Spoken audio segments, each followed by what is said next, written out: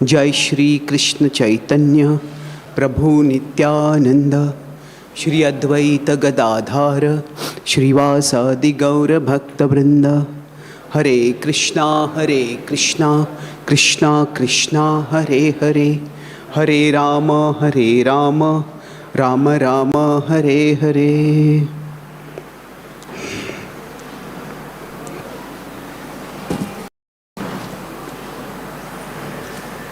हरे कृष्णा। तो हम भगवद गीता का जो ओवरव्यू ले रहे हैं, उसमें आज हम 18वें अध्याय पर चर्चा करेंगे। तो इसमें जो 18वां अध्याय है वो गीता का आखिरी अध्याय है, और इसमें there are 78 verses in this chapter. And जो 78 वर्सेस जो है उसको हम 2 विभाग में आज शाम को और परसों सुबह चर्चा करेंगे।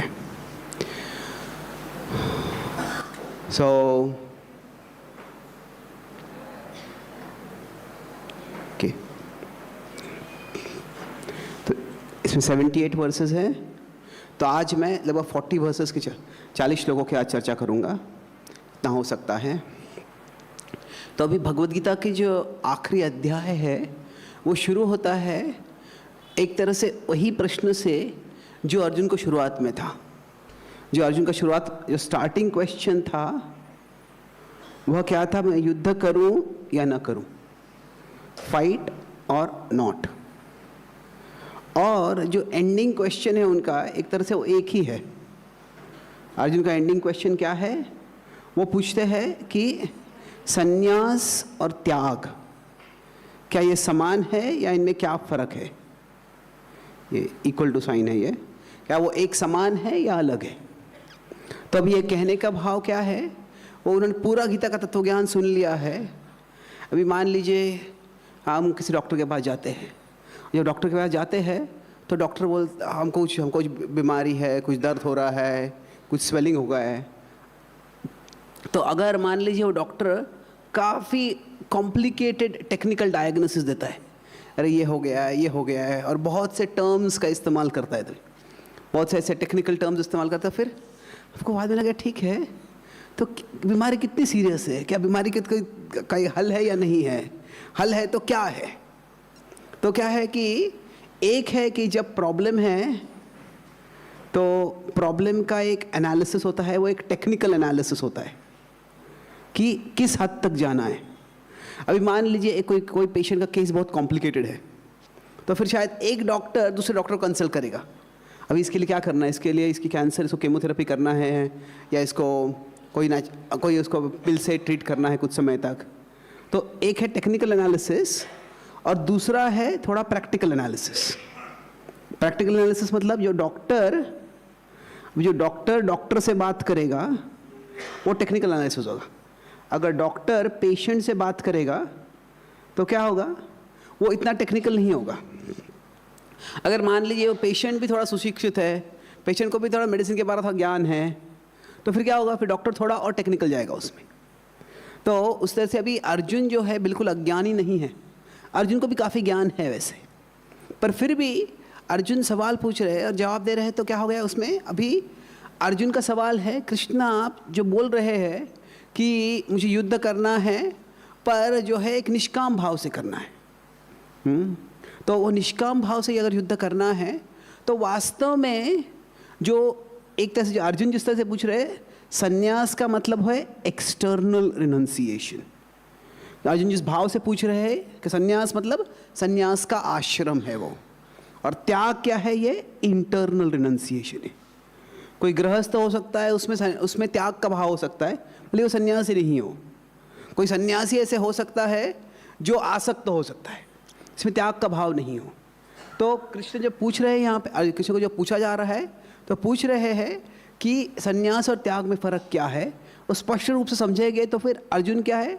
जो कृष्ण बोल रहे हैं आपको युद्ध करना है, पर आसक्ति से युद्ध नहीं करना है, तो एक निष्काम भाव से युद्ध करना है, वो अर्जुन कर पाएगा।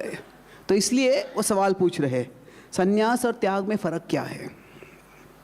अभी यही सवाल अर्जुन ने पहले पूछा है शुरुआत में, एक तरह से सेम क्वेश्चन जो है वो कई बार आता है, जो सेम क्वेश्चन जो है लगभग एसेंस में वो 2.7 में पूछते हैं अर्जुन, 3.12 में पहुँचते हैं, फिर 5.1 में पूछते हैं और वही 18.1 में पूछ रहे हैं।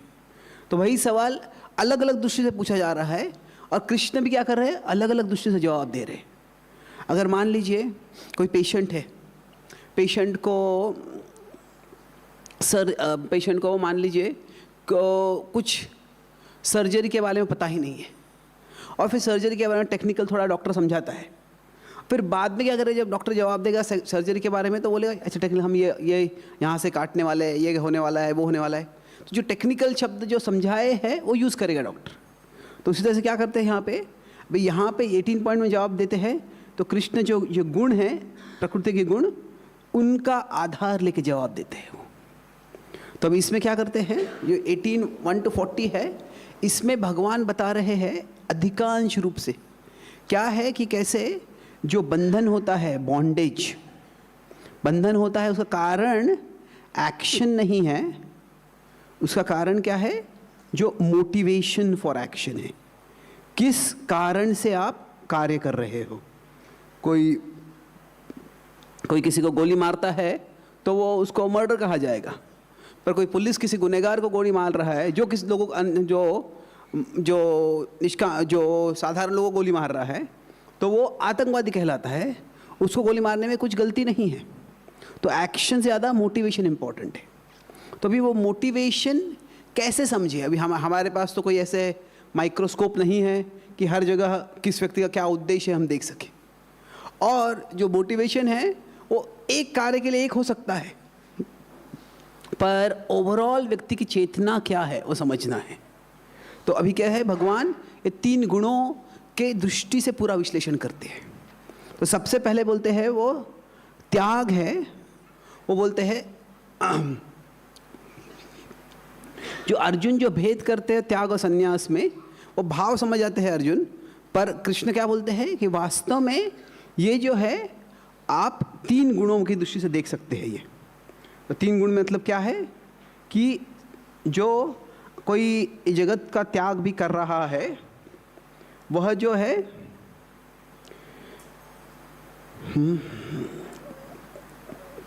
वो व्यक्ति सत्वगुण में कर सकता है, रजोगुण में कर सकता है और तमोगुण में कर सकता है।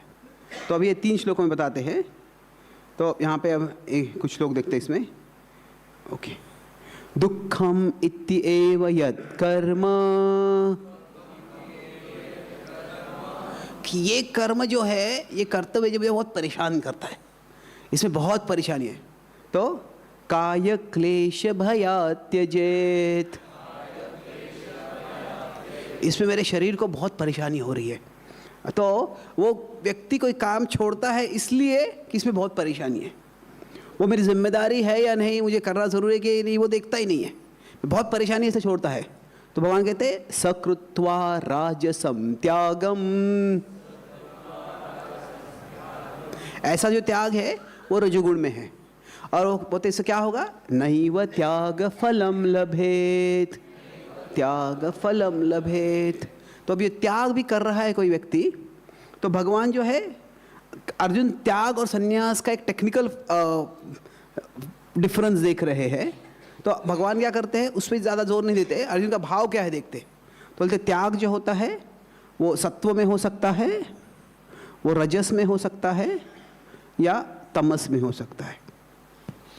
तो तमस में होता है तो भगवान कहते हैं कि केवल ये मोह है, कुछ कारण ही नहीं होता है लगभग। कोई व्यक्ति का अच्छा खासा जीवन चल रहा है, उसका परिवार अच्छा है, उसकी नौकरी अच्छी है, पर कुछ लोग क्या शराब पीने लग जाते हैं और शराब पी के फिर इतना शराब पी लेते हैं कि अपना नौकरी भी नहीं कर पा रहे, घर को भी संभाल नहीं पा रहे। तो अभी वो क्यों हो गया, कई बार क्या होता है कि हम कुछ लोग कुछ ऐसा गैर जिम्मेदार बुरा कार्य करते हैं तो उसका कारण देखने का प्रयास करते हैं। और हाँ, कई कारण जहाँ तक हम ढूंढ सकते हैं ढूंढना चाहिए, पर कुछ लोग ऐसे होते हैं कि वो उनकी स्वेच्छा का ही दुरुपयोग कर रहे हैं। ऐसे बाहर से कोई कारण ढूंढने जाता है तो शायद कारण नहीं मिलता है। ऐसे नहीं है कि हर व्यक्ति जो कुछ बुरा कार्य करता है उसके जीवन में कुछ बुरा घटा ही हो, उसके कारण वैसे हो रहा है। हो सकता है पर ज़रूरी नहीं है। तो जो मोह मतलब क्या है यहाँ पे, कोई व्यक्ति मोह के अनेक अर्थ हो सकते हैं, बट मोह का मेन अर्थ क्या होता है कि जो भी चीज़ लेस वैल्यू की है उसको व्यक्ति, जो मोर वैल्यू की है चीज़, जो कम कीमत की है और जो ज़्यादा कीमत की है, तो व्यक्ति क्या करता है, जो कम कीमत की है उसको ज़्यादा मान लेता है, ये ग्रेटर देन है ये। तो अभी क्या है, शराब पी के आयाशी करना उसको ज़्यादा महत्वपूर्ण मान लेता है। तो मोह के कारण कई व्यक्ति अपना काम त्याग देता है। तो ये बिल्कुल भगवान नहीं बोलते। फिर दूसरा क्या है, कोई क्लेश के कारण, अरे ये जो काम करना है बहुत, इसमें बहुत परेशानी होती है, ये छोड़ देते हैं। अभी क्या है, सही है, किसी को कोई परेशानी नहीं चाहता है, पर क्या है, ये जगत ऐसी चीज़ है कि हमें कुछ भी अगर जिम्मेदार करना है तो उसे थोड़ी परेशानी स्वीकार करना ज़रूरी है। कोई भी चीज़ बिना परेशानी के इस जगत में, कोई महत्वपूर्ण चीज़ हम प्राप्त नहीं कर पाते। अगर हमें कुछ नई भाषा सीखनी है, कोई नई स्किल सीखना है, अगर किसी को बच्चा पैदा करना है तो बच्चे की देखभाल करना, मेहनत करना पड़ती है। तो कोई बोलेगा कि अरे मैंने बच्चा तो पैदा कर लिया, पर क्या है, बच्चे की देखभाल बहुत मेहनत होती है, छोड़ दो बच्चे को। ऐसे नहीं कर सकता है कोई। कर देगा तो क्या होगा, वो केवल if the only concern is convenience, कि जो मेरे लिए कन्वीनियंट है वही मैं देखूंगा। तो अभी क्या है, काय क्लेश भयात् त्यजेत्, ये जो है, ये भगवान बोलते हैं इससे कुछ प्रगति या ग्रोथ नहीं होने वाला है। जो कोई त्याग करता है तो उससे कुछ ग्रोथ होना चाहिए, उससे कुछ आध्यात्मिक प्रगति होनी चाहिए। पर भगवान कहते हैं नो ग्रोथ, नैव त्याग फलम लभेत। तो कोई जीवन में बहुत परेशान है वो, इसलिए अगर क्या करता है वो अभी कोई रिश्ते में बहुत परेशानी है, वो रिश्ते को छोड़ देता है। तो अभी क्या है, जो ऐसे करेगा तो हर जगह में, इस जगत में कहीं ना कहीं तो परेशानी है ही है। तो सिर्फ परेशानी के कारण हम चीज़ छोड़ देंगे तो किसी भी चीज़ में हम स्टडी नहीं रह पाएंगे। और फिर जो यहाँ पे सत्वगुण में त्याग क्या है, बोलते हैं क्या छोड़ना है हमें, हमारे एक्सपेक्टेशंस छोड़ने हैं। कि क्या है, मैं अगर ये कर्तव्य कर रहा हूँ, इस कर्तव्य करने से मुझे ऐसा फल मिलेगा। तो अभी क्या, एक तरह से एक्सपेक्टेशन तो स्वाभाविक ही है, हमें हर चीज़ में हम कार्य करेंगे तो एक्सपेक्टेशन होते हैं। अभी अगर आप इस सत्संग में आए, मंदिर में आए दर्शन करने के लिए, अगर मंदिर में कोई ज़ोर से झगड़ा कर रहा है, मंदिर में के कोई बहुत ही झगड़े का वातावरण है, तो बोले ये तो मेरी अपेक्षा नहीं थी यहाँ पे, ऐसा होगा तो मंदिर में आने की क्या ज़रूरत है। अगर हम कुछ प्रवचन सुनने आते हैं तो वहाँ पे कुछ आध्यात्मिक चीज़ होनी चाहिए। वहाँ पे अगर इसे जगत का ही कोई गॉसिप चल रहा है, बोले ये तो कर सुनने के लिए यहाँ पे नहीं आया मैं। तो एक्सपेक्टेशन होना स्वाभाविक है। पर भगवान क्या बोलते हैं, जो है अटैच टू एक्सपेक्टेशंस। जब हमारी अपेक्षाओं से हम आसक्त हो जाते हैं तो फिर क्या होता है कि हम बहुत विचलित हो जाते हैं कि जब मुझे कुछ करना है, वो करने से मुझे फल जैसे मैं चाहता हूँ वैसे कभी मिलेगा, कभी नहीं मिलेगा। तो जो भगवान त्याग का भाव, सात्विक त्याग क्या है कि हम हमारा कर्तव्य करें पर फल से इतना आसक्त न हो जाए कि उसी के कारण हम बहुत विचलित हो जाए। कभी कभी ऐसे होता है, कभी माता पिता है अपने बच्चे की अच्छी देखभाल करते हैं। हर माता पिता चाहते हैं कि हमारा बच्चा बुद्धिमान बने, गुणवान बने, धनवान बने, पर सारे बच्चे शायद वैसे नहीं हो पाएंगे। तो क्या इसका मतलब है कि माता पिता अपने बच्चे से नफरत करने लग जाए? नहीं, वो एक कर्तव्य है। तो वैसे ही क्या है कि हर जगह पे अपना कर्तव्य होता है। तो कुछ हर फील्ड में ऐसे होता है कि कोई लोग उस फील्ड में बहुत फेमस बन जाते हैं, कोई लोग इतने फेमस नहीं बनते। ये कौन फेमस बन जाता है? अभी कोई पुलिस होता है, कोई पुलिस है, अभी कई पुलिस ऐसे हो सकते हैं जो ईमानदार है, प्रामाणिक है, और कोई बड़े साहस के साथ कोई गुनहगार को गिरफ्तार कर लेता है। कोई बहुत फेमस हो जाता है, कोई फेमस नहीं बनता है। तो अभी क्या है, हर व्यक्ति अगर फेम के लिए कार्य करेगा, मुझे फेम नहीं मिल रहा है, मुझे ख्याति नहीं मिल रही है, तो क्यों अच्छा कार्य करूँ? वैसे नहीं चलेगा। तो इसीलिए जो आसक्ति है, द अटैचमेंट टू एक्सपेक्टेशंस, भगवान बोले हमें छोड़ना है। और फिर हम बोलेंगे क्यों छोड़ना है? अगर मैं कर्तव्य करूँगा तो मुझे फल तो मिलना चाहिए, ये उसकी अपेक्षा करने में गलत क्या है? तो भगवान बोलते हैं कि जब हम कर्म करते हैं तो हम आगे जाते हैं इसमें। तो ये 3 प्रकार के भगवान ये त्याग है बोल रहे हैं। तो कौन सा त्याग भगवान बोलते हैं कर रहे हो आपको? वो बोलते तामसिक त्याग नहीं करना है, राजसिक त्याग नहीं करना है, सात्विक त्याग करना है। वही सात्विक त्याग किस तरह से करना है उसके बारे में भगवान आगे बोलते हैं कि जब हम कार्य करते हैं तो कार्य जो होते हैं उसके अलग अलग फल मिलते हैं।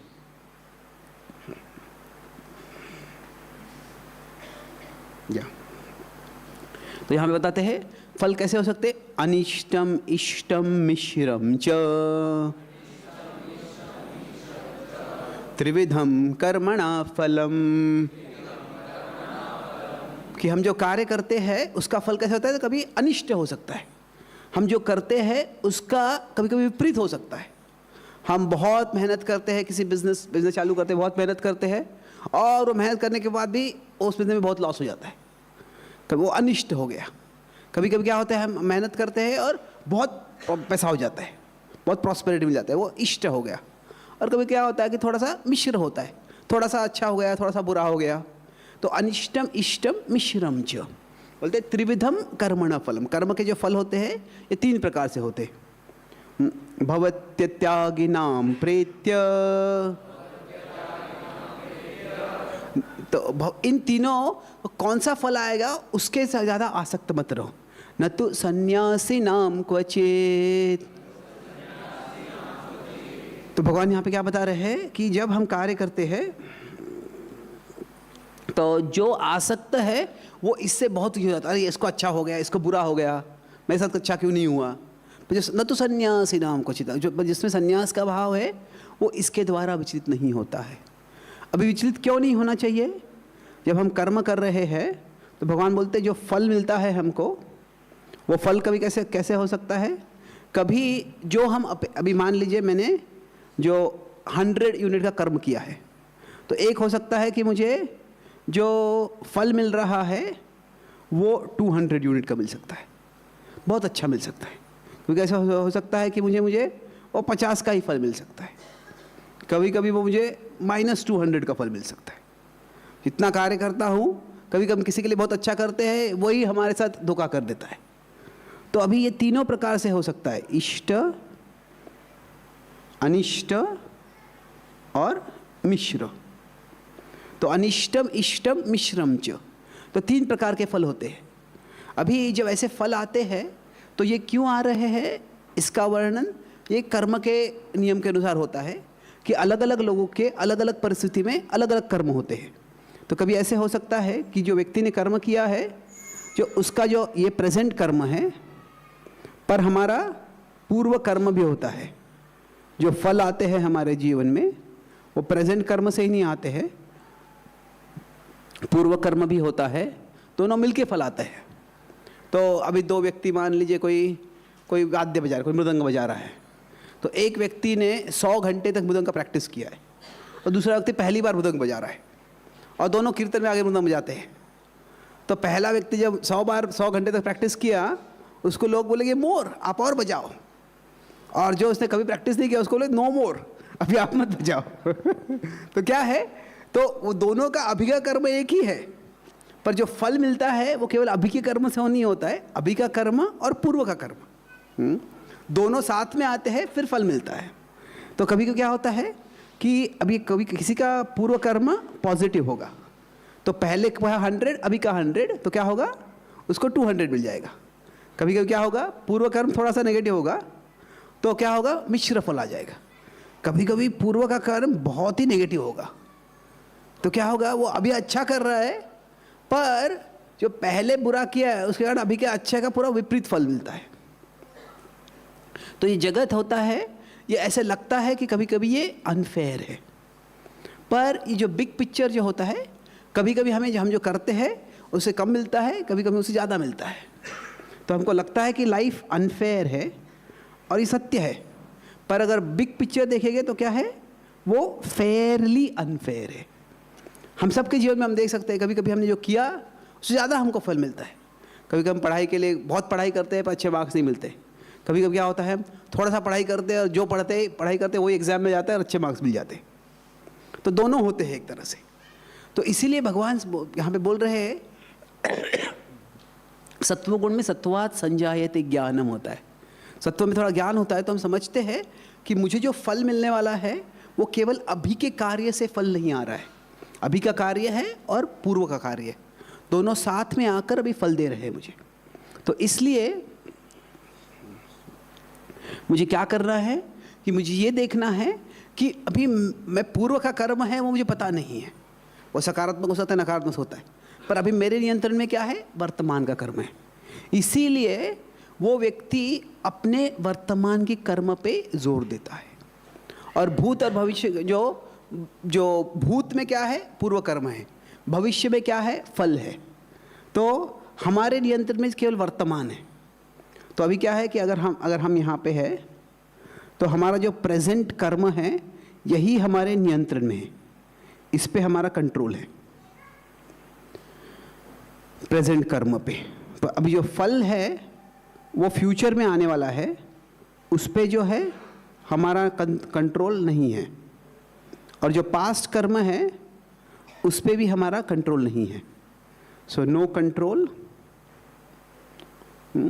और नो कंट्रोल। अभी जो एक पास्ट कर्म जो है उस पे भी एक तरह से हमने ही कर्म किया है, पर उस पे अभी हमारा नियंत्रण नहीं है। तो अभी ये बताने के बाद भगवान फिर बोलते हैं कि अभी अर्जुन को स्वाभाविक सवाल आएगा कि ठीक है, अगर मुझे कोई फल नहीं मिला है, मैं कुछ कार्य कर रहा हूँ, मुझे फल नहीं मिल रहा है, तो मैं कैसे फैसला करूँ कि ये मैंने वर्तमान में कर्म नहीं किया इसलिए फल नहीं मिल रहा है, या भूत का जो कर्म खराब है उसके फल नहीं मिल रहा है। अगर मान लीजिए कोई विद्यार्थी है, वो पढ़ाई करता है पर अच्छे मार्क्स नहीं मिलते, तो कैसे समझे कि अरे पूरा कर्म खराब था या मैंने अभी पर्याप्त पढ़ाई नहीं की है। तो अभी हर बार अगर हम बोलेंगे अरे पूर्व कर्म मेरा खराब है, तो वो हमारी बुद्धि ही खराब है वो, क्योंकि हम नहीं कह सकते कि मुझे कुछ इम्प्रूवमेंट नहीं करना है। हमें इम्प्रूवमेंट कर सकते हैं और करना ज़रूरी है। तो क्या है, तो जो रिजल्ट्स आते हैं, रिजल्ट्स, कॉज ऑफ रिजल्ट्स, तो क्या है, अगर हम पास कर्म बोल देंगे अरे मेरी किस्मत ही फूटी है, तो क्या होगा, इससे हम क्या हो जाएंगे, बहुत इर्रिस्पॉन्सिबल हो जाएंगे। हर बार जब बोल रहा है कि मेरे पूर्व कर्म के कारण ऐसे हुआ है, नहीं, वैसे नहीं चलेगा। हर बार अगर हम कहते हैं कि अरे मैंने अभी गलती की इसके कारण सब कुछ खराब हो गया, पर कई बार ऐसे होता है कि हमारे नियंत्रण में नहीं होता है। और कोई व्यक्ति अभी कोविड का पैंडेमिक हो गया था, तो उस समय अगर कोई डॉक्टर है, कोई व्यक्ति बीमार पड़ जाता है और उसके ऑक्सीजन मास्क ही नहीं है और व्यक्ति की तबीयत खराब हो जाती है, तो अभी रिश्तेदारों को बोलना चाहिए अरे हमने उसको ये हॉस्पिटल उस हॉस्पिटल लेके जाना चाहिए था, ये करना चाहिए था, वो करना चाहिए, पर वो परिस्थिति के कंट्रोल के बाहर ही था, उसके बारे में हम कुछ नहीं कर सकते। कोई अभी भारत का क्रिकेट मैच चल रहा है आज, तो मान लीजिए इंडिया जीत रहा है, पर अचानक बारिश आ जाती है और मैच वाइप आउट हो जाता है, तो फिर जो कोई अच्छा प्लेयर बहुत बैटिंग कर रहा है वो टीम को विक्ट्री की ओर ले जा रहा है, पर वो जीत नहीं पाते हैं, क्या उसको खुद को कोसना चाहिए? कभी कभी क्या है कि अगर हम बहुत प्रेजेंट कर्म पे ही जोर देंगे तो क्या होगे, हम बहुत एजिटेटेड हो जाएंगे। तो हमें क्या देखना है, दोनों देखना है कि कब प्रेजेंट कर्म के कारण हो रहा है और कभी, तो हमें एक तरह से यहाँ पे एनालाइज करना पड़ेगा, हमको एनालिसिस करना पड़ेगा कि कब पास्ट कर्म के कारण है और कब प्रेजेंट कर्म के कारण है। तो भाई इनमें, इसके बारे में भगवान अभी वर्णन करते हैं कि जो हमारा प्रेजेंट वर्तमान में जो कर्म है वो हम सही में कर रहे हैं या नहीं, वो हमें कैसे देखना है। तो अब इन दोनों में से पहले कौन सा देखना चाहिए, कि वर्तमान कर्म देखना चाहिए या भूत कर्म देखना चाहिए? पहले वर्तमान कर्म देखना चाहिए। तो अगर मैं आपसे कुछ बात कर रहा हूँ, अभी ये प्रवचन दे रहा हूँ, और कभी कभी ऐसा होता है कि मैं कोई स्पीकर प्रवचन दे रहा है, मैं प्रवचन दे रहा हूँ और सारे जो लोग हैं इस तरह से उनके चेहरे हैं जैसे कोई फॉरेन लैंग्वेज मूवी चल रहा है और कोई सबटाइटल्स नहीं है। तो अगर चेहरा पूरा ब्लैंक है तो अभी क्या मुझे सोचना चाहिए कि अरे मेरे पूर्व कर्म के कारण ऐसा ऑडियंस आ गया है, नहीं, सोचना चाहिए क्या मैं जो बोल रहा हूँ ये विषय उनके रेलिवेंट नहीं है, शायद भाषा रेलिवेंट नहीं है। अगर मान लीजिए यहाँ पे कोई इंग्लिश, किसी को इंग्लिश समझ में नहीं आता है और मैं इंग्लिश में प्रवचन देता हूँ और कोई ट्रांसलेटर नहीं है और कोई किसी को समझ में नहीं आ रहा, मैं कह अरे पूर्व कर्म है, नहीं ये प्रेजेंट कर्म है। आपको जो भाषा है सही भाषा में बोलना चाहिए। तो डायरेक्टली पास कर्म पे हमें नहीं जाना चाहिए। तो फर्स्ट तो ये पहले ही एनालाइज करना है, बाद में पास कर्म की ओर जाना है। तो अभी प्रेजेंट कर्म में हम इम्प्रूव कर सकते हैं, क्या क्या इम्प्रूव करना चाहिए उसके बारे में भगवान अभी वर्णन करते हैं कि वो जब कर्म से फल आता है उसमें वो 5 चीज़ें महत्वपूर्ण बोलते हैं। अधिष्ठानम तथा कर्ता, करणम च पृथक विधम। तो अधिष्ठानम, अधिष्ठानम मतलब जगह, कौन सी जगह पे कार्य हो रहा है। अगर मान लीजिए हम ये जो प्रवचन चल रहा है ये कोई सब्जी मंडी में चल रहा हो और वहाँ पे लोग चिल्ला रहे हैं, ज़ोर ज़ोर से बात कर रहे हैं, तो क्या है शायद आप भी सुनना चाहते हैं, मैं भी बोलना चाहता हूँ, पर क्या है वो जगह सही नहीं है। वो जगह सही नहीं है तो कितना भी करेंगे तो उससे वो फल नहीं होने वाला। अधिष्ठानम पहले है, फिर कर्ता, कर्ता मतलब क्या, व्यक्ति जो आत्मा है, अगर आत्मा नहीं है तो कुछ भी कार्य नहीं होने वाला है। फिर करणम च पृथक विधम, तो अलग अलग प्रकार के करण होते हैं। करण मतलब क्या होता है, अगर किसी को कीर्तन करना है तो कुछ लोगों की को वो जो गाने की उनको टैलेंट होता है, कुछ लोगों को नहीं होता है। अलग अलग करण होते हैं। करण मतलब क्या, इंद्रिया। पर ये इंद्रिया मतलब ऐसे नहीं कि कोई गाने वाला होगा तो उसके अगर गले का एक्सरे दिखाएगा तो उसको आपको देखेगा कि गले के जो सारे ऑर्गन्स है वो सोने के बने हुए। ऐसे नहीं होता है। जो इंद्रिय जो होते हैं सबके समान ही होते, पर क्या होता है वो इंद्रियों में जो टैलेंट होता है, जो गुण होता है वो अलग होता है। अभी कुछ लोग बहुत अच्छा बोलते हैं, कुछ लोग सेल्फ डिफेंस में बहुत माहिर होते हैं, तो उनके हाथ भी शायद थोड़े मसल हमसे ज़्यादा सक्सेस है, पर क्या है वो स्किल्ड है एक तरह से। तो करणम जो पृथक विधम, अलग अलग प्रकार के कर्ण होते हैं, उसमें अलग अलग प्रकार के टैलेंट्स होते हैं। विविधाश्च पृथक चेष्टा, बताते हैं अच्छा आपके पास आप सही जगह भी है, टैलेंट भी है, पर हमें प्रयास करना ज़रूरी है, हमको प्रैक्टिस एंडेवर करना ज़रूरी है। और दैवम चैवात्र पंचमम, जो दैव है वो 5वां फैक्टर है। तो अभी इसको हम एक तरह से देख सकते हैं कि जब मैं मेरा प्रेजेंट सिचुएशन है, ये मुझे रिजल्ट चाहिए और ये मेरी प्रेजेंट सिचुएशन है, तो यहाँ से मुझे वहाँ पे जाना है। तो मान लीजिए मैं एक पर्वत पे हूँ और दूसरे पर्वत पे मुझे जाना है वहाँ से, तो इसको जाने के लिए क्या करना है, हमें एक ब्रिज बनाना है। तो जो ब्रिज है, भगवान बोलते हैं ये ब्रिज के 5 सेक्शंस है या 5 बड़े बड़े लकड़ियों से ब्रिज बनाया गया है। तो पहला जो है कर्ता है, कर्ता मतलब आत्मा जो है, सोल। और आखिरी जो है दैव है। दैव मतलब क्या है, ये पूर्व कर्म है, पास्ट कर्म। और इसके बीच में या इसके अलावा जो है 3 चीज़ें हैं। तो क्या है, पहले बोलते हैं भगवान करण, मतलब इसको हम कह सकते हैं जो है टैलेंट, कि व्यक्ति को देखना है कि मुझे कर रहा हूँ इसके लिए टैलेंट है क्या मुझे। फिर क्या है, दूसरा है अधिष्ठान। अधिष्ठान मतलब वो है जो है एनवायरनमेंट, जो वातावरण, जो परिस्थिति उचित है या नहीं है। और तीसरा है चेष्टा। चेष्टा का मतलब है हम कह सकते हैं एंडेवर, या उसको हम कह सकते हैं कमिटमेंट, कि व्यक्ति को अगर ये तो हमारा जो प्रेजेंट कर्म है ये 3 चीज़ों में आता है। प्रेजेंट कर्म जो हम कर रहे हैं उसको अगर इम्प्रूव करना है तो हमें देखना है, इसको मैं एक्रोनिम यूज़ करता हूँ टेक। टेक मतलब क्या, टैलेंट, एनवायरनमेंट, कमिटमेंट। तो अगर मैं कुछ करना चाहता हूँ तो क्या मुझे टैलेंट है, अब माता पिता चाहते हैं कि हमारा बच्चा IIT में जाए, तो अभी हाँ अच्छे भाव है, पर अगर उस बच्चे को मैथ्स में बिल्कुल रुचि ही नहीं है, उसको आर्ट में रुचि है या लैंग्वेज में रुचि है, मैथ्स में रुचि नहीं है, टैलेंट भी नहीं है, तो क्या है, उसको बार बार उसको पुश करके, उससे ज़बरदस्ती करा के उससे ज़्यादा कुछ होने वाला नहीं है। टैलेंट ज़रूरी है। और टैलेंट भी अगर होगा तो उसके साथ साथ एनवायरनमेंट है। अगर वो ऐसे नेबरहुड, ऐसे इलाके में रह रहा है, वहाँ पे कोई बच्चे पढ़ाई करते नहीं हैं, सब मस्ती में रहते हैं, सब पार्टी करते हैं, तो फिर उसको अकेले को कितना, अगर बहुत एक्स्ट्रॉर्डिनरी होगा तो करेगा वो, पर शायद उसको कोई कोचिंग इंस्टीट्यूट में जाना चाहिए, या उसको कुछ ऐसा सपोर्टिव एनवायरनमेंट, ऐसा स्कूल चाहिए जहाँ पे जो माता पिता, कितना भी अच्छा टैलेंटेड लड़का हो, लड़की हो, जो भी है, तो उसको वो ग्रोथ के लिए एक एनवायरनमेंट ज़रूरी है। तो कोई मूवीज़ होते हैं, उसमें कोई बहुत टैलेंटेड लड़का होता है, कोई स्पोर्ट्स प्लेयर होता है, तो फिर उसको कोच मिलना चाहिए, कोचिंग एकेडमी मिलना चाहिए।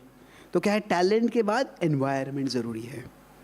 और टैलेंट और एनवायरनमेंट दोनों होगा, उसके बाद में भी क्या है, कमिटमेंट ज़रूरी है।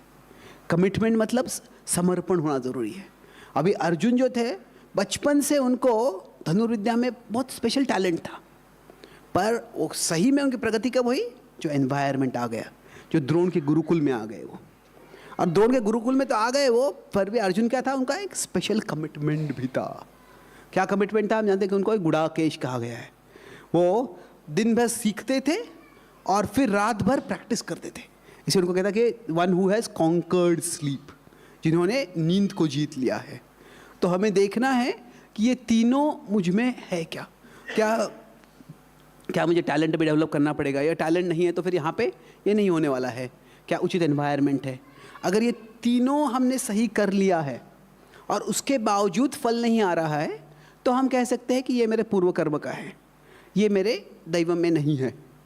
कभी होता है किसी को कि सब कुछ करने के बाद भी क्या होता है, वो व्यक्ति को किसी बिज़नेस में टैलेंट है, वो व्यक्ति ऐसी जगह पे आता है, वो बिज़नेस अच्छा भी होता है, वो अच्छे से कमिटमेंट भी रखता है, पर फिर भी क्या होता है, शायद वो बिज़नेस नहीं बढ़ता है।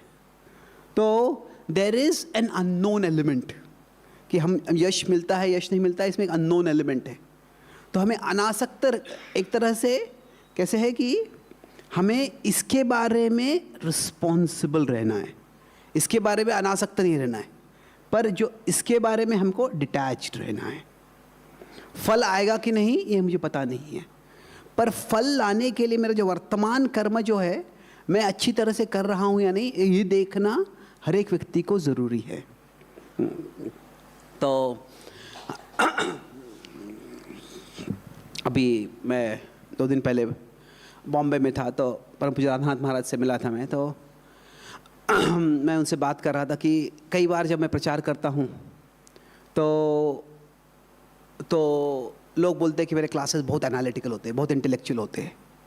तो अभी पहले भी बात की उसके बारे में, तो वहाँ में बोले थे कि, तो मैंने उन्हें बोला कि तो 2 ऑप्शन है मेरे लिए, क्या है कि मैं कि ऐसे ऑडियंस ढूंढूँ जो इंटेलेक्चुअल है, तो क्या कॉलेजेस में, यूनिवर्सिटीज़ में, तो फिर उसके लिए जो करना है वो करो, या फिर तो इधर यू गो अप और यू गो डाउन।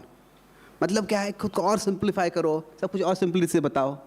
तो महाराज से पूछा था मुझे क्या करना है, तो व्हाट शुड आई, क्या मैं किस पे फोकस करूँ, शुड आई गो अप और गो डाउन।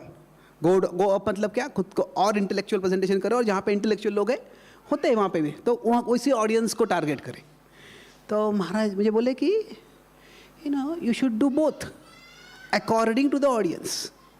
तो जिस ऑडियंस, महाराज मुझे बता रहे थे कि अगर मैं पाश्चात्य देश से जो योगी लोग आ रहे हैं, जो योगा प्रैक्टिस करके योगा स्टूडेंट जो आ रहे हैं, मैं उनको वो क्लास दे दूंगा जो मैं राधा गोपीनाथ के भागवतम क्लास पे देने वाला हूँ।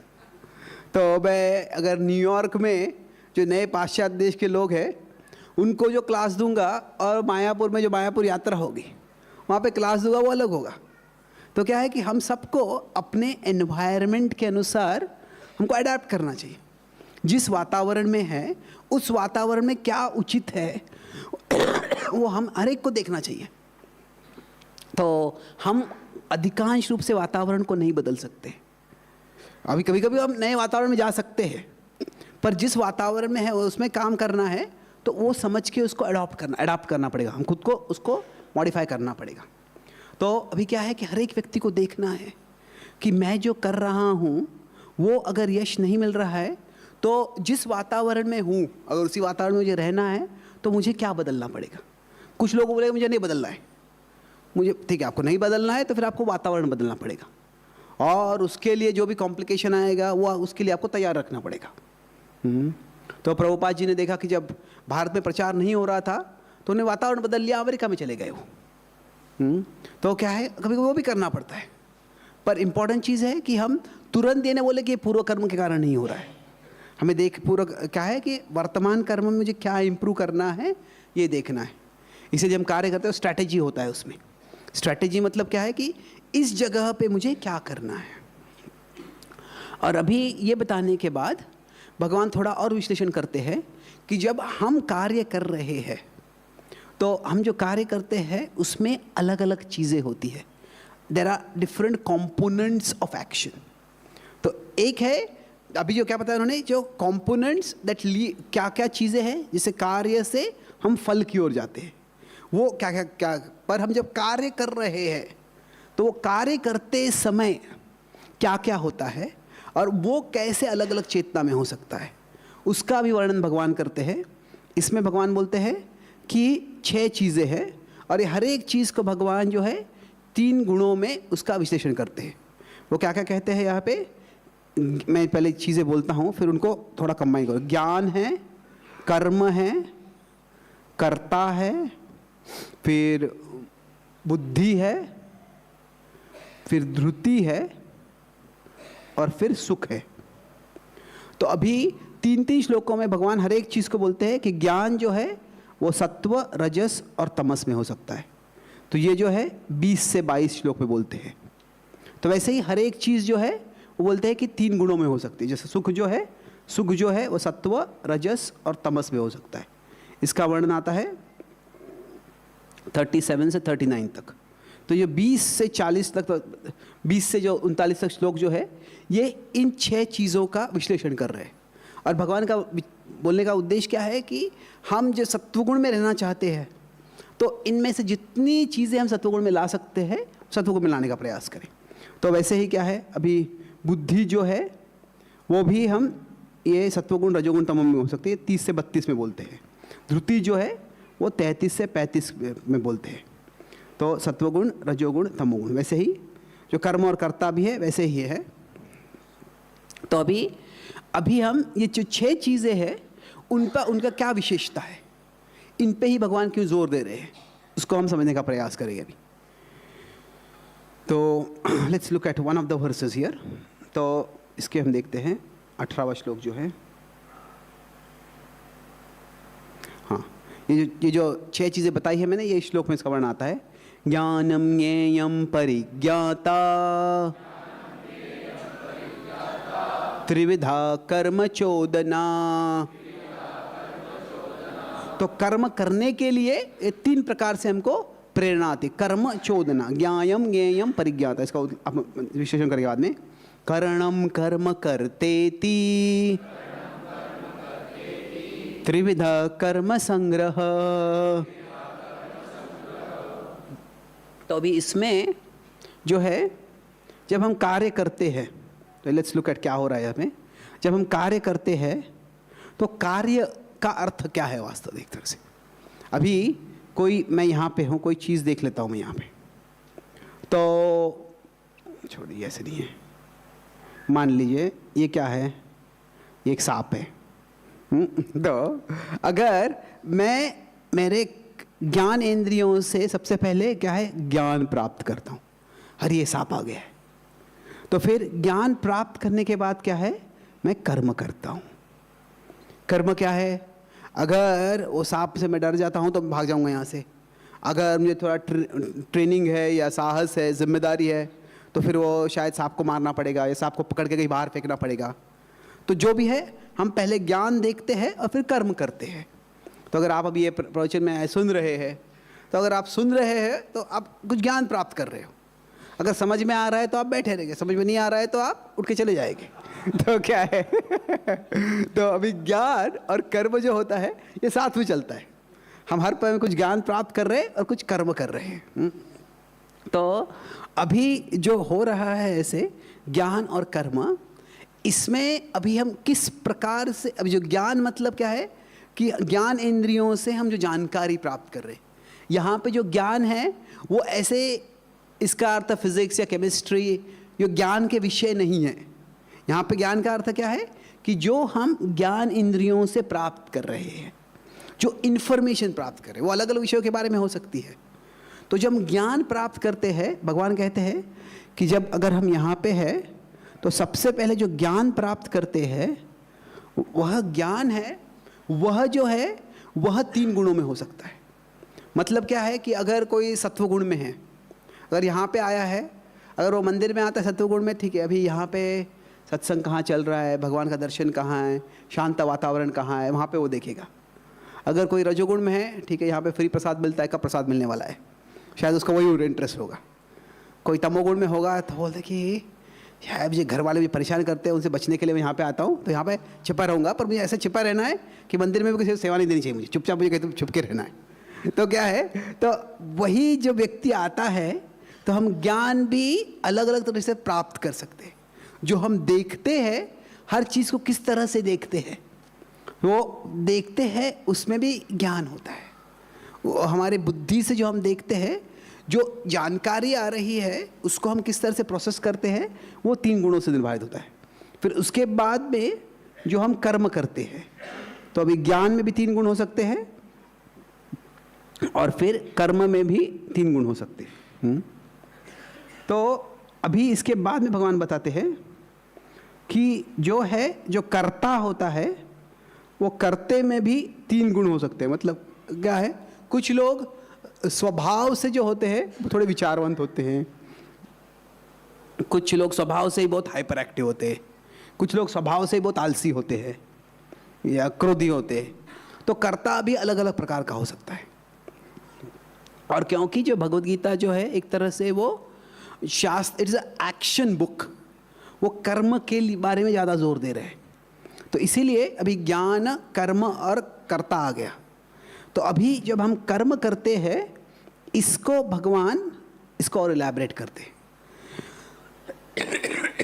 तो यहाँ पे भगवान बताते हैं, जब हम कर्म करते हैं तो कर्म में 3 चीज़ें आती हैं, बुद्धि आती है, धृति आती है और सुख आता है।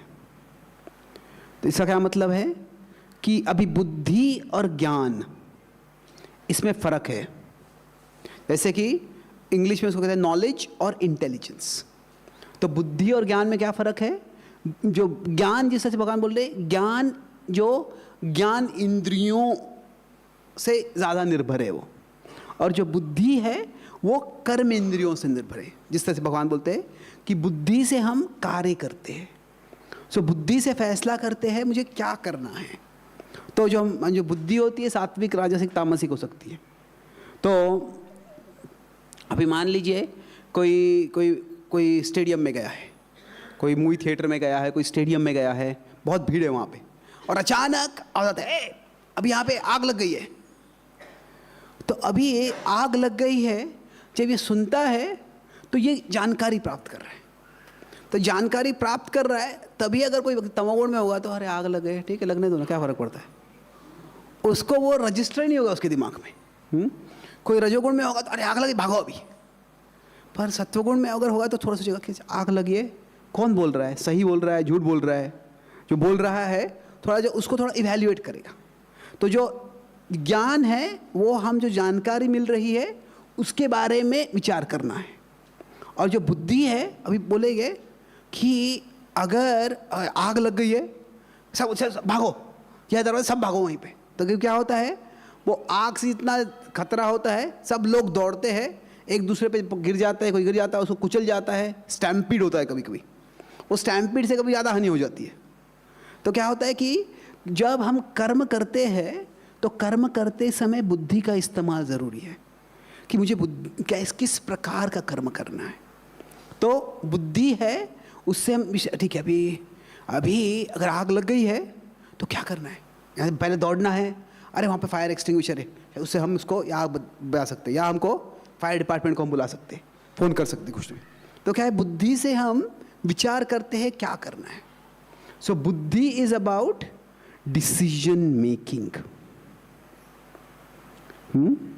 ज्ञान जो है it is about information processing, ये फर्क है इन दोनों में।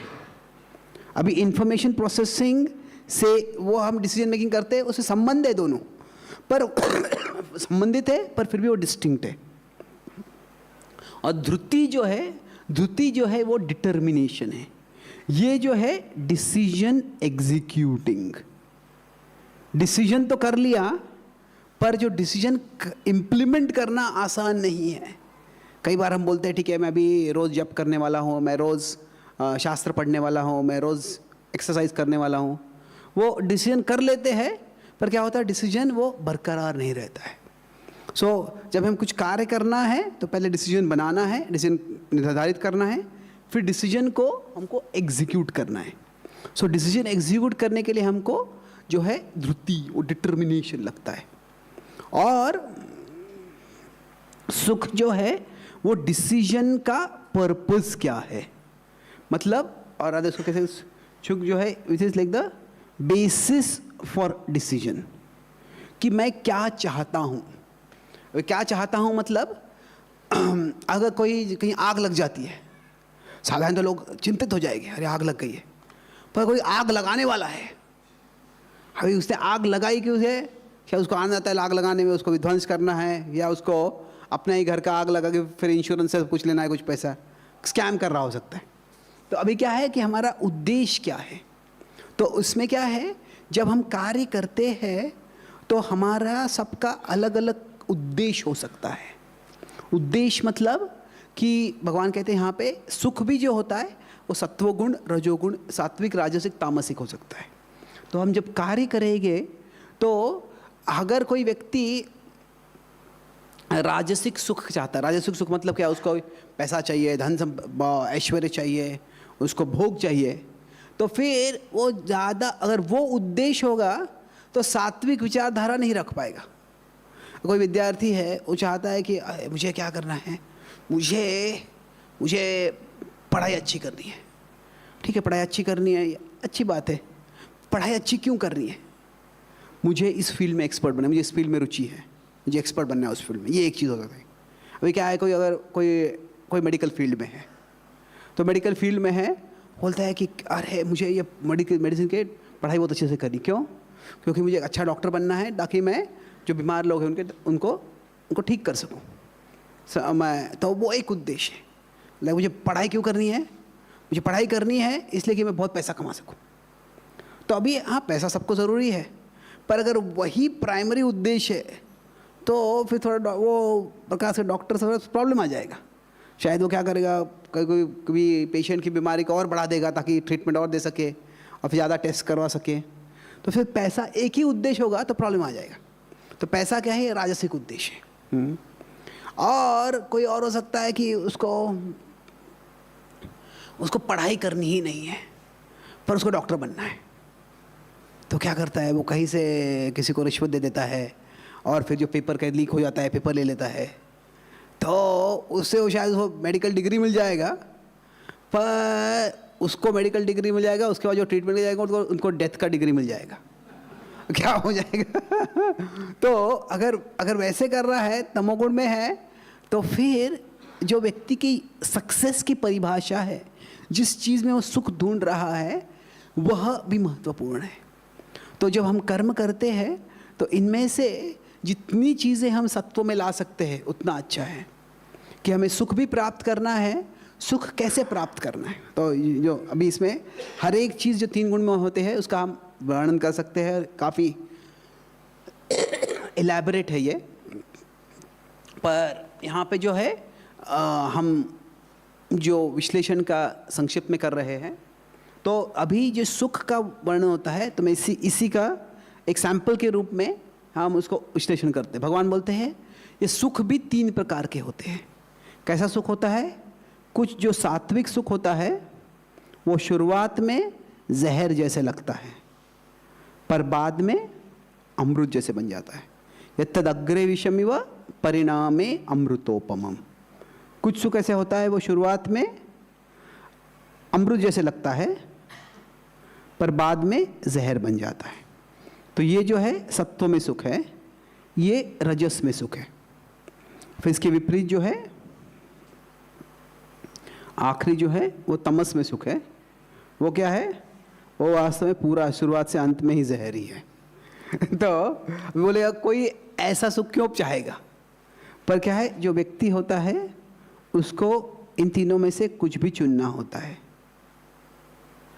तो अभी व्यक्ति, अभी मतलब क्या है कि शुरुआत से अंत में जहर है। अगर कोई जहर है तो क्यों पिएगा? पर क्या है, वो जहर है, तमोगुण में जो व्यक्ति है उसको वो जहर लगता नहीं है। तो यहाँ पे क्या है कि अगर कोई अभी कोई नौकरी कर रहा है, मान लीजिए, तो नौकरी करना है तो अभी उसको जो उसके लिए स्किल सीखना है, वही सॉफ्टवेयर में तो कुछ स्किल सीखना पड़ता है, ये लैंग्वेज सीखना पड़ता है, वो सीखना पड़ता है। वो सीखने के लिए मेहनत करना पड़ता है। पर अगर वो मेहनत करता है, वो स्किल सीख लेता है, उस फील्ड में वो एक्सपर्ट बन जाता है, अथॉरिटी बन जाता है। तो क्या है, जो एक्सपर्टीज, यह जो है, यह क्या है, यह एक तरह से पहले जहर जैसी है पर बाद में अमृत जैसी है। अभी अर्जुन इतना मेहनत कर रहा था, तो जो सुख की परिभाषा क्या है? ठीक है, अभी पहले थोड़ी मेहनत करनी पड़ेगी, पहले थोड़ी समस्या का सामना करना पड़ेगा, पर इसे जो फल होगा वो अच्छा होगा। तो ये एक प्रकार का सुख है। तो किस प्रकार का सुख हम चाहते हैं, उससे भी जो हमारे बाकी चीज़ें हैं, जो बुद्धि है, ज्ञान है, धृति है, वो सब भी उससे निर्धारित होते हैं। अगर किसी को मान लीजिए सिर्फ क्या करना है, एक एग्जीबिशन करना है, उसको एक्सपर्टीज नहीं बनाना है, उसको दिखाना है कि मैं कंपनी में बहुत बड़ा आदमी हूँ, बड़ा व्यक्ति हूँ, तो फिर वो क्या करता है, किसी थोड़े बॉस की चापलूसी कर लेता है, उसको मस्का मारता है, और फिर उसको कोई बड़ा प्रोजेक्ट मिल जाता है, उसको बड़ा प्रोजेक्ट का लीडर बना देते हैं। तो उसको क्या है, उसको आसानी से क्या अमृत मिल गया है। पर अगर वो वास्तव में एक्सपर्ट नहीं है तो क्या होगा, बाद में जहर आ जाएगा वो। तो जो अगर जो शॉर्टकट चाहता है किसी चीज़ में, वो क्या है, ज़्यादा समय तक नहीं कर पाएगा। तो केवल दिखावे के लिए कुछ करता है तो दिखावा रहता है कुछ समय तक, कोई ज़्यादा समय तक नहीं रहता है। पर जो तीसरा है वो केवल एस्केप चाहता है। कुछ लोग होते हैं वो कंपनी में होते हैं, और कंपनी में किस हद तक काम किए बिना हम रह सकते हैं। वो कभी कभी क्या होता है, 2-3 प्रोजेक्ट होते हैं तो इस बॉस को बोलते हैं कि अरे भाई इसके लिए काम कर रहा हूँ, उसके लिए बोला मैं वो काम कर रहा हूँ, और कुछ काम करते ही नहीं है। तो अभी कुछ अभी शायद किसी कोई और जिम्मेदारी हो सकती है, उसके लिए उसको थोड़ा एक्सक्यूज चाहिए। पर कोई सोचता है कि काम टालना ही ये मेरे एक्सपर्टीज़ का लक्षण है, और मैं कितना बुद्धिमान हूँ, मैं काम टाल रहा हूँ, ये यहाँ पे काम टाल रहा हूँ, वहाँ पे वो काम टाल रहा हूँ। तो कोई बच्चे होते हैं, कभी कोई ये वो तो बुद्धिमान होते हैं, पिताजी बोलते ये करो, माँ बोलती करो, पिता को बोलते माँ ने मुझे बोला है, माँ को बोलते पिताजी ने ये बोला है, और कुछ भी करते नहीं है। तो कभी क्या होता है, अभी इसके लिए भी बुद्धि लगती है, पर ये ऐसी बुद्धि है, उससे वास्तव में अगर हम सिर्फ टाल रहे हैं, कुछ भी वर्थवाइल नहीं कर रहे हैं, तो हमारे अंदर से ही हमको एक आत्मग्लानि होती है, एक तरह से एक एम्प्टीनेस होता है, मैं क्या कर रहा हूँ मेरे जीवन के साथ। तो यत् अग्रे चानुबंधे च सुखम मोहनमात्मनः, वो जो है इस प्रकार तामसिक सुख है। तो अभी अर्जुन को एक तरह से अभी युद्ध करना पड़ रहा है, और जो युद्ध करना पड़ रहा है वो किससे युद्ध है, भीष्म और द्रोण जैसे वरिष्ठ लोगों से युद्ध करना पड़ रहा है। तो अभी अर्जुन सोच सकते हैं अरे युद्ध क्यों करूं मैं, ठीक है युद्ध नहीं करे, छोड़ दो इसको।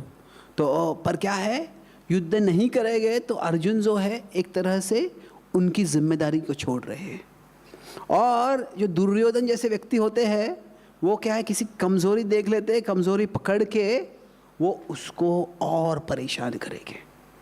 जैसे कोई क्रूर व्यक्ति है, किसी को पता चलता है कि इसकी कमज़ोरी ये है कि किसी को कोई कॉन्ट्रैक्ट चाहिए और वो किसी को धमकी देता है, तुम ये कॉन्ट्रैक्ट साइन नहीं करवाओगे तो मैं तुम्हारे परिवार को ये कर दूंगा। तो वो उससे एक बार करवा लिया, उससे क्या होगा, वो शांत नहीं बैठने वाला है, वो और मांगेगा और मांगेगा और मांगेगा, और क्या होगा, उससे वो व्यक्ति जो नहीं करना चाहता है वैसे करने और लग जाएगा, फंस जाएगा उसमें। तो क्या है, जो शॉर्टकट है, अभी कृष्ण बोल रहे हैं अर्जुन को एक तरह से कि तुम चाहते हो कि तुम युद्ध नहीं करोगे, पर तुम युद्ध नहीं करोगे इससे क्या दुर्योधन शांत रहने वाला है? दुर्योधन तो अत्याचार करने ही वाला है।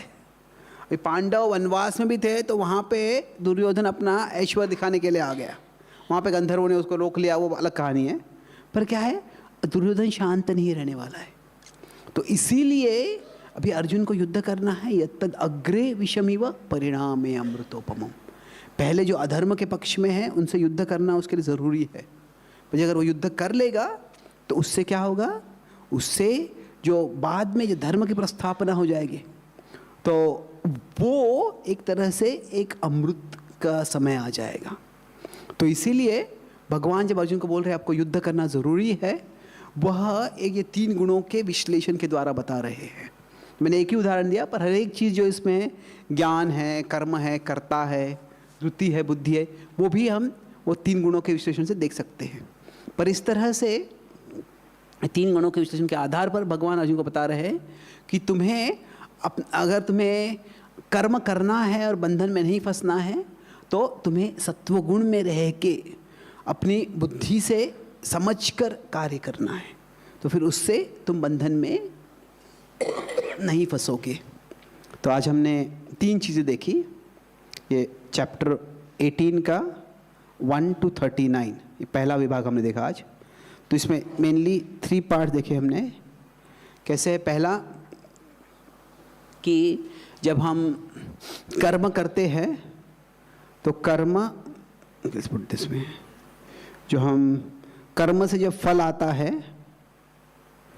तो क्या है, जो कर्म कृष्ण कहते हैं कि संन्यास या त्याग, संन्यास एक्सटर्नल होता है, त्याग ये इंटरनल होता है। पर क्या है, हमें ये फल से डिटैच्ड रहना है। पर जो कर्म है इसके बारे में रिस्पॉन्सिबल रहना है, इसके बारे में हमें कर्म करना है। तो जो कर्म से जो फल आता है वो 3 प्रकार का हो सकता है। वो क्या है, इष्ट, अनिष्ट और मिश्र। और यह जो फर्क क्यों पड़ता है, क्योंकि हमारा पूर्व कर्म भी है। जो पास्ट कर्म है, अगर पास्ट कर्म सकारात्मक हो सकता है, नकारात्मक हो सकता है, तो उसके अनुसार अगर मेरा प्रेजेंट कर्म 100 है और पास्ट कर्म भी 100 है तो जो फल आएगा वो इष्ट होगा। पर प्रेजेंट कर्म अगर 100 है और पास्ट कर्म -150 है और या -50 है तो क्या होगा, तो मुझे इतना अच्छा फल नहीं मिलने वाला है। पर अगर मेरा पिछला कर्म -200 है तो क्या होगा, यहाँ पे मुझे -100 मिल जाएगा। तो अनिष्ट, इष्ट, अनिष्ट, मिश्र, तो ऐसे अलग अलग प्रकार के फल आते हैं। तो हमें जो हमारा कर्म उसमें हमें कर्तव्यशील रहना है और बाकी चीज़ों से हमें अनासक्त रहना है। तो अभी जब फल नहीं आ रहा है, वो पास्ट कर्म से नहीं आ रहा है सोचना, इससे हम गैर जिम्मेदार हो जाएंगे। केवल पूर्व कर्म, वर्तमान कर्म से नहीं आ रहा है तो इससे हम बहुत विचलित हो जाएंगे। तो फिर हमें क्या देखना है, एनालाइज करना है कि किसके कारण नहीं आ रहा है। तो पहले प्रेजेंट कर्म की ओर देखो, फिर बाद में पूर्व कर्म की ओर जाओ। और उसमें हम देखा कैसे 3 चीज़ें हैं। जब हम कार्य करते हैं तो कर्म से फल तक जाने के लिए जो ब्रिज है उसमें 5 फैक्टर्स है। तो उसमें से 3 जो है वो महत्वपूर्ण है। क्या है ये 3?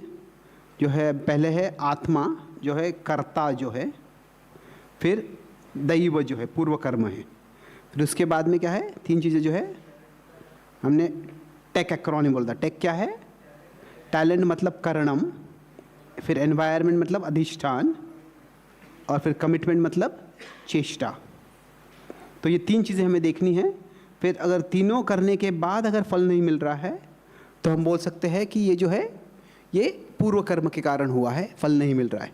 फिर अंत में हम देखा कि अगर व्यक्ति को त्याग का भाव रखना है तो जो डिटैचमेंट है, detachment it is not just emotion, ये मैं अनासक्त हूँ, वो सिर्फ भाव नहीं है, वो क्या है, एक वृत्ति है, मनोवृत्ति है, वो डिस्पोजिशन है।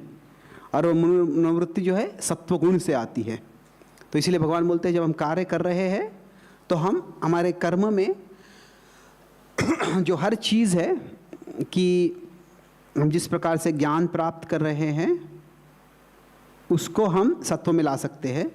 फिर उसके बाद में हम जिस प्रकार का कर्म कर रहे हैं उसको हम सत्व में ला सकते हैं।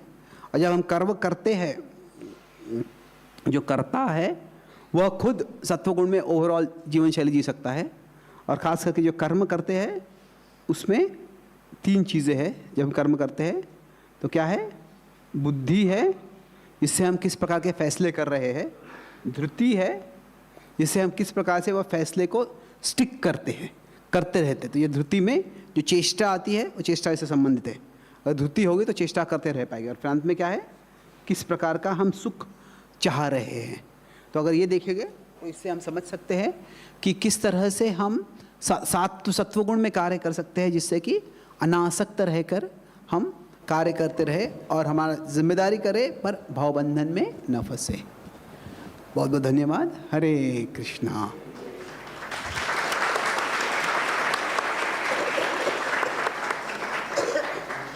किसी का एक सवाल है? Yes please. Hare Krishna. Prabhuji, thank you for nice class. But I have one doubt, like in practical level, how we can analyze this what we are doing right now, and for sukha, drishti, and buddhi, and in practical level, in day-to-day life, how we can implement this? कैसे है कि ये शास्त्रों का ऐसा उद्देश्य नहीं है कि हमें हर चीज़ को एनालाइज करते रहना है। क्या है कि ऐसे भी नहीं है कि अगर हमारा रजोगुण में वृत्ति है तो एक दिन में अचानक रजोगुण सत्वगुण में आ जाएंगे, उसको समय लगने वाला है। पर क्या है, कम से कम थोड़ा एनालिटिकल फ्रेमवर्क रहेगा तो क्या होता है कि थोड़ा हमको एक मैप रहेगा, नकाशा है, तो फिर क्या होता है हम किस दिशा में जा रहे हैं वो देख सकते हैं। पर खास करके जो चीज़ें हमारे लिए महत्वपूर्ण हैं उन चीज़ों में हम थोड़ा परिवर्तन लाने के लिए प्रेरित हो सकते हैं। साधारणतया जो चेंज होता है, चेंज के 2 ही कारण होते हैं कि एक कारण होता है कि जो प्रेजेंट जो है वो ड्रेडफुल है, ये वर्तमान इतना खराब है कि चाहे जो बदलाव आएगा वो इससे तो और ख़राब नहीं होगा, कुछ भी करो इससे और अच्छा हो जाएगा वो।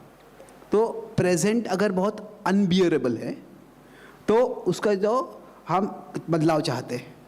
दूसरा है कि जो फ्यूचर है वो वंडरफुल है। तो जो मैं मतलब प्रेजेंट और फ्यूचर मतलब है मैं जिस परिस्थिति में हूँ या जिस दिशा में जा रहा हूँ ये बिल्कुल अनएक्सेप्टेबल है, बिल्कुल असहनीय, असहनशीलता है, इसमें मैं रह ही नहीं सकता। तो फिर व्यक्ति बदलता है। या फिर जो अरे वहाँ पे जाऊँगा तो यहाँ पे वैसे बनूंगा, वो करूँगा तो इतना अच्छा है वो। तो अगर ये दोनों में से कुछ भी नहीं है, जैसे क्या कहते हैं, कैरेट एंड स्टिक कहते हैं। कैरेट एंड स्टिक मतलब किसी को कुछ बदलावना है तो तुम नहीं करोगे तुमको मारेंगे, छड़ी देंगे, तुमको करोगे तो जानवर को कैरेट देते हैं तो वो खाता है तो उसको आगे बढ़ता है, तो वो वैसे ही है वो। पर वो हमें लगना चाहिए। तो अगर हम जो हमारे लिए जो महत्वपूर्ण कार्य है और जिसमें हमको लगता है कि मुझे बदलाव ज़रूरी है, तो जो मोटिव फॉर चेंज है वो साधारणतः आसानी से नहीं आता है।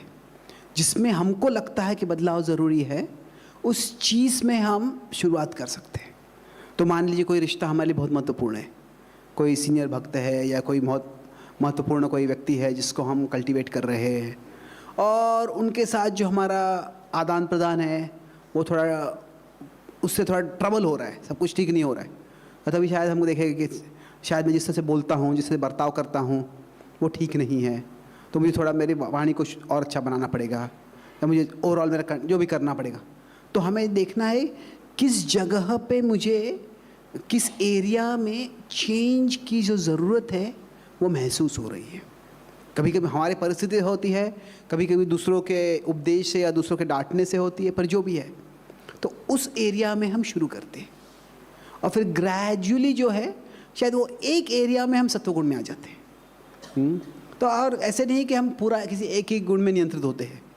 कोई बहुत ही गुंडे जैसा व्यक्ति हो पर वह भी उससे बड़े गुंडे से बात करेगा, थोड़ी नम्रता से ही बात करेगा वो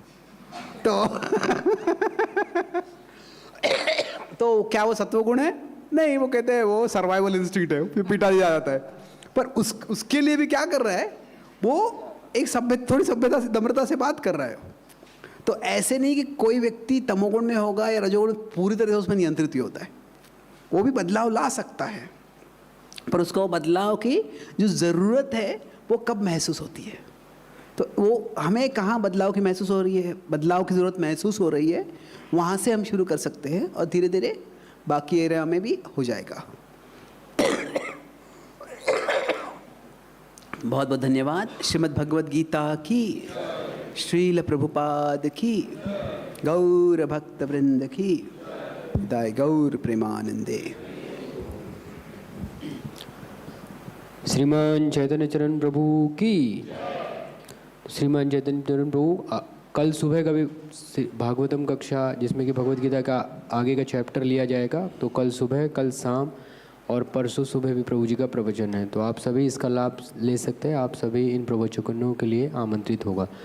कल सुबह 8:30 बजे कक्षा होगी, 8:30 से 9:30, शाम को ठीक 7:30 बजे प्रारंभ होगी। हरे कृष्ण।